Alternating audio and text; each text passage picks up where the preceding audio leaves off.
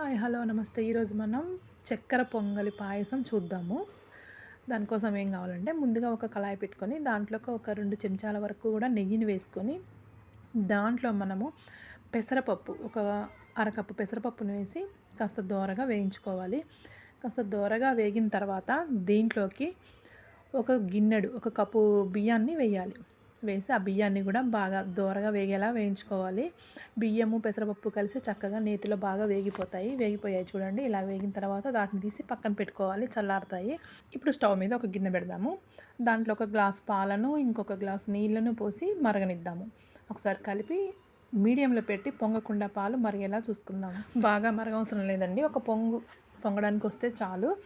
దాంట్లో మనం వేయించి పెట్టుకున్న పెసరపప్పు బియ్యము కలిపి వేయించి పెట్టుకున్నాం కదా, ఆ మిశ్రమాన్ని అందులో వేసేయాలి. వేసేసి కలపాలి. ఇది నేను వేసేసానండి, కొంచెం క్లిప్ మిస్ అయింది. అది ఆ పాలతో పాటు ఉడికిపోతూ ఉంటుందండి. అంటే ఆ పాలు మొత్తం ఆ లిక్విడ్ అంతా పీల్చుకుంటూ ఉంటుంది. మనం అడుగంటకుండా అబ్జర్వ్ చేసుకుంటూ నీళ్ళు పోసి మళ్ళీ ఉడికించుకుంటూ ఉండాలి. చక్కగా ఇలా దగ్గరకు ఉడుకుతూ ఉంది చూడండి. ఈలోపు ఒక 3 యాలక్కాయలు, ఒక చిన్న పచ్చ కర్పూరం ముక్కను తీసుకొని కల్వంలో వేసి మనం మెత్తగా పొడి చేసుకుందాము. ఎందుకంటే యాలకులు అనేవి సువాసనగా ఉంటాయి, హెల్త్కి మంచిది. పచ్చ కర్పూరం కూడా చాలా మంచిది. భగవంతుడికి చాలా ఇష్టమట పచ్చ కర్పూరం వేసిన పదార్థాలంటే. అందుకనే వాటిని వేసుకుందామండి. దంచుకొని మెత్తగా పక్కన పెట్టుకుందాం. ఇప్పుడు చూసుకుందామండి. అన్నము చక్కగా ఉడికింది, మెత్తగా అయింది పలుకు లేకుండా. ఇప్పుడు ఏ కప్పుతో అయితే మనం బియ్యం పోసామో ఆ కప్పుతోని 2 కప్పుల వరకు పంచదారను వేయాలండి. చక్కెర అంటాం కదా, అది చక్కెర వేసి దాన్ని కలుపుకొని సిమ్లో పెట్టి కలుపుతుండాలి. ఇది పంచదార కరిగి పాకంలాగా వాటర్ మొత్తం పైకి వస్తుంది. అడుగంటకుండా కలుపుకోవాలి. కలుపుకున్న తర్వాత సిమ్లోనే ఉంచాలండి. అది ఈ పంచదార పాకంలో ఉడుకుతుంది. ఇప్పుడు మనం ఇందులో కొంచెం ఉప్పును వేద్దామండి. ఉప్పు దీంట్లో చాలా టేస్టీగా ఉంటుంది. ఉప్పును వేసి కొంచెం కలిపి పక్కన పెట్టుకుందాము. ఇప్పుడు స్టవ్ మీద ఒక కళాయి పెట్టుకొని దాంట్లో ఇంకొక చెంచా వరకు నేతిని వేసుకొని ఆ నెయ్యి కరిగిన తర్వాత దాంట్లో పుచ్చపప్పును వేసుకొని లైట్గా వేపుకోవాలి.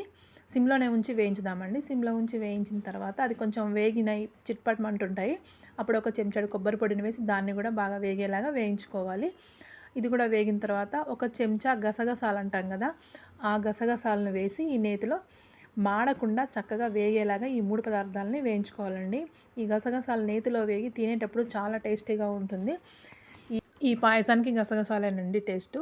ఇప్పుడు గసగసాలు కూడా వేగిపోయింది కదా, దీంట్లో ఉడికించి పక్కన పెట్టుకున్న పాయసాన్ని వేసి కలుపుదామండి. నెయ్యి మొత్తం పైకి వచ్చేలాగా కలిపిన తర్వాత ఇందాక మనం దంచి పక్కన పెట్టుకున్న కర్పూరము, పచ్చ కర్పూరము ప్లస్ ఈ యాలక్కాయల పొడి ఉంది కదండి, దాన్ని వేసి కలుపుదాము.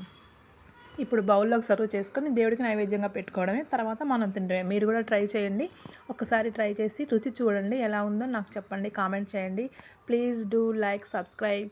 Thank you.